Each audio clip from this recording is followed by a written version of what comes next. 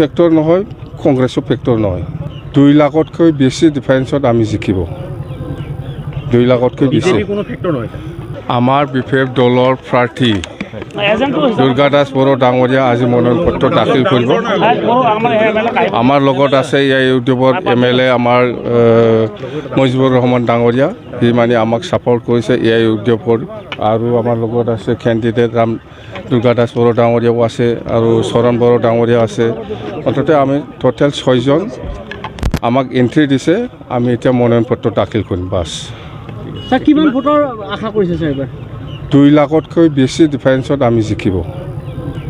2 লাখতকৈ বেছি। বিজেপিও ফেক্টৰ নহয়, কংগ্ৰেছৰ ফেক্টৰ নহয়। কিন্তু কংগ্ৰেছে কৈ আছে যে সংখ্যালঘু ভোটটো তেওঁলোকে সম্পূৰ্ণৰূপে লাভ কৰিব। নিজে খৈ ল'ব পাৰে। গ্ৰাছ ৰুটতো এনেকুৱা নহয় না, গ্ৰাছ ৰুটত আমাৰ লগত আছে, ইহঁতে ওপৰে খৈ ল'ব পাৰে।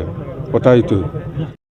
আমি বিভিন্ন দলৰ লগত যেতিয়া কথা পাতিছোঁ, তেখেতসকলে আমাক এচুৰেঞ্চ দিয়ে, mister Deori, we are with you, we want such a competent person like you who will able to represent on behalf of us in Delhi. কিমান ভোটত জয়ী হ'ম বুলি আপুনি আশাবাদী? আমিতো এতিয়া 2 লাখৰ ওপৰত যাম বুলি ভাবিছোঁ। কেলৈ মানুহে অলৰেডি ফ্লাইং বুথ যিটো আছে আপোনাৰ বিজেপিয়ে যে কৈ আছিলে, সিহঁতিটো এবাৰ নেপায়।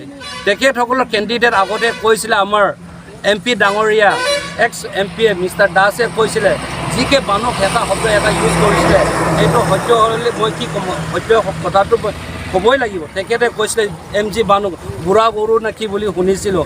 এতিয়া কেণ্ডিডেট এমং দ্য কেণ্ডিডেট, এতিয়া ৰাজু দেৱী কোন, ৰঞ্জিত দত্ত কোন, এজ কিমান ডিফাৰেঞ্চ আছে, কেপেবল কিমান ডিফাৰেঞ্চ আছে আপোনালোকেহে জানে। এতিয়া সেইকাৰণে এজেড মানুহক দি পেলাই কিবা লাভ আছে নেকি? নাই।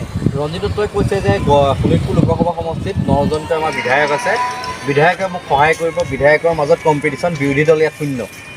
ইয়াৰ আগতে কংগ্ৰেছটো আছিলে, কংগ্ৰেছ থকা টাইমত কংগ্ৰেছৰে গোটেই MLA আছিলে। একে ৰাতিয়ে কেনেকৈ বিজেপি হ'ল, সৰ্বানন্দ সোণোৱালে কেনেকৈ জিকিলে, য'ত মানে গোটেইখিনিতো কংগ্ৰেছেই আছিলে। প্ৰধান বৰুৱা কেনেকৈ ছাডেনলি জিকি গ'ল, এইটোতো কংগ্ৰেছৰ পৰা জঁপিয়া মানুহ। তেখেতসকলক আমাৰ এটাই ভয়, নট অনলি ৰাজু দেউৰী, এতিয়া লুৰিণজ্যোতিও সেইটোৱে কয়, উকিল গগৈও সেইটোৱে কয়, গৌৰৱ গগৈও সেইটোৱে কয়, যিমান আমি লাইক মাইণ্ডেড অসমৰ কাৰণে চিঞৰা মানুহে যে EVM যদি টেম্পাৰিং নকৰে, এবাৰ বিজেপি হাতাও, দেশ বচাও। It is very confirm. কাৰ লগত আপোনাৰ যুঁজ? আমাৰ যুঁজটো আমি এতিয়ালৈকে দেখাই নাই আমাৰ লগত কোনো। উই ডণ্ট চি EVMৰ টেম্পাৰিং কৰাৰ কাৰণে সিহঁতে এতিয়া ৰাইজক মাছে মাংস